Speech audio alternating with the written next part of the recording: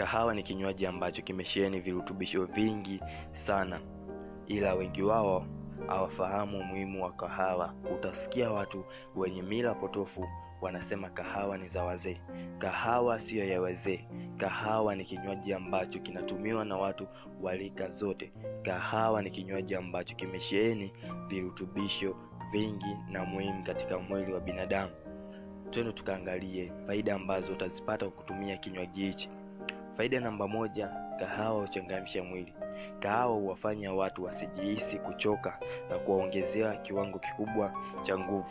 Kafeini inayopatikana kwenye kahawa huchangamsha ubongo na kufanya mwili kuwa katika hali nzuri. Hii ndiyo sababu watu wengi wenye kazi nyingi hupenda kunywa kahawa wakati wa kazi au baada ya kazi zao. Faida ya pili, kahawa huyeyusha mafuta mwilini. Tafiti mbalimbali zinaeleza kuwa kahawa huchangia katika kuyeyusha mafuta mwilini. Kahawa hupelekea kupunguza uzito wa mwili.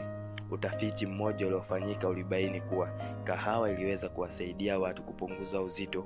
Kwa watu wanene iliwasaidia kwa 10% na watu wembamba iliwasaidia kwa 29%.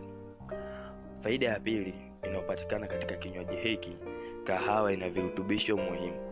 Kahawa ni kinywaji chenye virutubisho muhimu kwa ajili ya afya za miili yetu.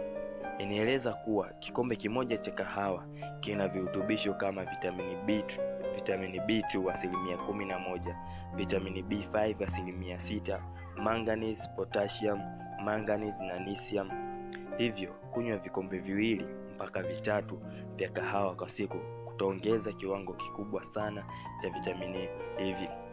Faida namba 4, ukabili aina ya pili ya kisukari.